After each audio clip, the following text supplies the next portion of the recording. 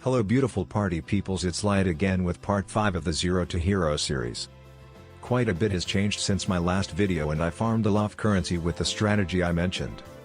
It's a bit illegal how much currency I made with the fucked up abomination of an atlas tree I showed. I will show a content creator on the screen that does this strategy properly, and if you follow and learn from what they do, you will probably make 4 times the currency I did. Let's jump into the video.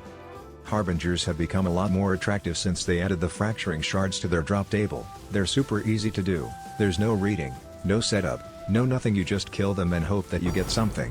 Perfect for lazy alch and go enjoyers. There's some clips that don't have audio because Path of Exile doesn't like voice meter, sometimes it doesn't recognize the different channels. The strat is still going strong, 3 Elder Slayer maps. I'm starting to think that abysses are a bit of a scam if you're looking for the boss. I think I did 50 or more abyss bosses this league, and didn't get a single Shroud of the Lightless.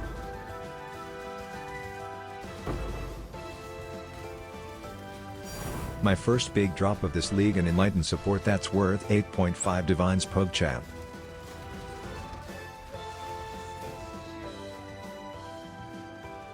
We made so much currency with this strategy that we're finally able to buy a decent bow. This one cost me 40 divines and almost doubles the damage we deal. I chose one that has increased attack speed while rares or uniques are nearby instead of the focus or critical strike multiplier one. I wanted to try one like this for once, but for bosses the double damage while focus is just better to burst them.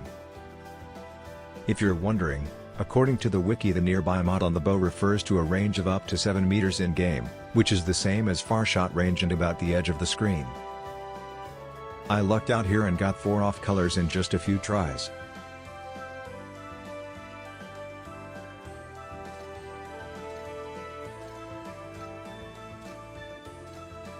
Time for some more upgrades. A large ring thread of hope to save a massive amount of skill points.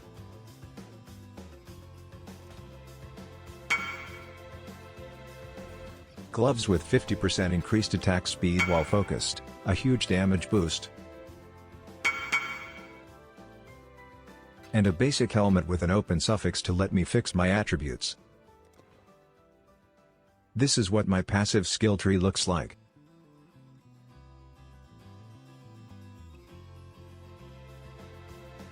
We got an impossible escape to allocate some totem nodes. This gives us an extra ballista and some tankiness so they don't die as easily in maps.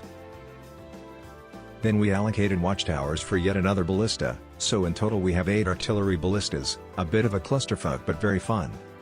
Next is the thread of hope that lets us save an ungodly amount of passive points, and lets us allocate 8 useful notables. I think everyone and their grandmother knows about this jewel, but it's just insanely worth it. And then to top it off we got a large cluster jewel for about 180 chaos. I've seen some people that are using medium cluster jewels that have the eye-to-eye notable, while Path of Building says that it's pretty much the most efficient notable for damage. It simply doesn't work with far shot. It was confirmed on the wiki that eye-to-eye only works up to 2.9 meters, far shot needs 7 meters so the edge of the screen to get its full potential. With all these changes we can reach up to 40 million DPS temporarily when we use the focus skill and all our ballistas are alive. If someone is wondering why it says that we're using 32 ballistas, it's because Path of Building only calculates 1 projectile, but the hits from artillery ballista can overlap, and from testing it was found out that it hits about 3.5 to 4 times per ballista. This changes depending on the size of the monster. I slowed down this clip so that you can check it out too. I consider this mob to be of average to small size. Most bosses are bigger, so 3.5 to 4 is a fair estimate. With these upgrades it's time to take on some uber bosses.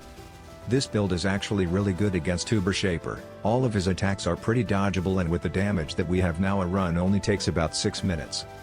At the time of this recording a Shaper set cost about 80 to 100 chaos. But the fragment that you get is a guaranteed drop and is worth about 200 chaos.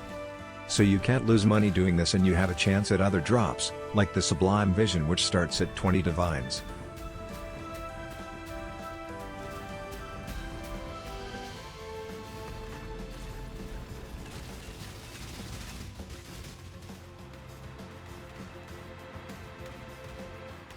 It feels really comfy to play with this amount of life leech. You can just get back to full health if you're allowed to attack.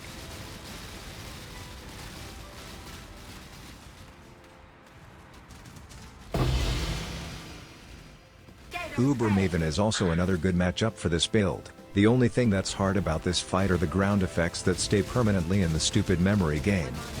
In my case it's a bit of a pain because I'm a literal goldfish.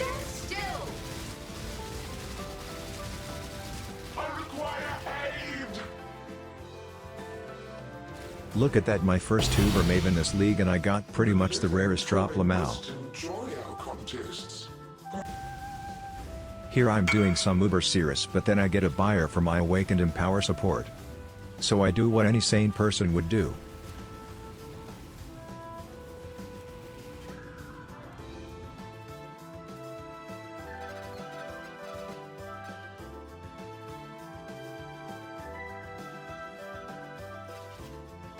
With this we can gear up our character to reach true hero status. I'm thinking into converting this build into an Omniscience build to further boost the damage. But that's a thing for the next video, and now I'll leave you with this Cortex drop and a full Uber Shaper fight. Thanks for watching.